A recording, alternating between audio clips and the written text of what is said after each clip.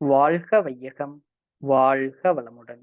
வேதாத்ரி மகரிஷி அவர்களின் நாள் ஒரு நற்சிந்தனை. நாள் ஜனவரி 3. தலைப்பு: கடவுள் வணக்கம்.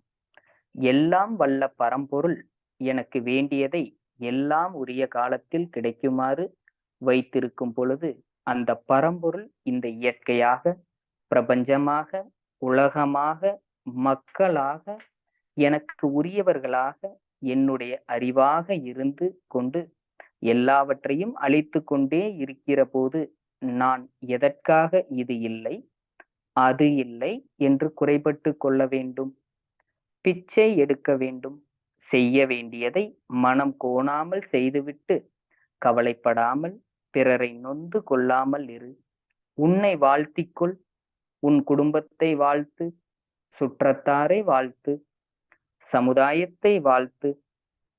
மன அமைதியை பேணும் வகையில் தியானம், சிந்தனை, அகத்தாய்வு இவற்றில் தொடர்ந்து ஈடுபடு. உடற்பயிற்சியை நன்கு செய்து வா.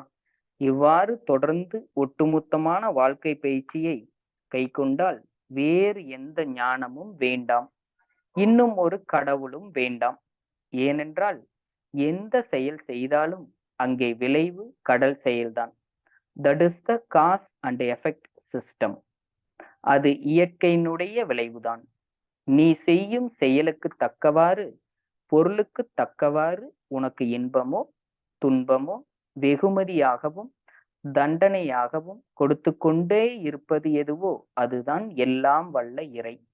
ஆகவே அந்த இறைவனை உன்னுடைய செயலின் விளைவாக காலையிலிருந்து மாலை வரையில் பார்த்து மதிப்பு கொடுத்து வா. அதுவே கடவுள் வணக்கம். அதை விட்டு தனியாக ஒரு கடவுளை தேட வேண்டாம். அருட்தந்தை வாழ்க வளமுடன்.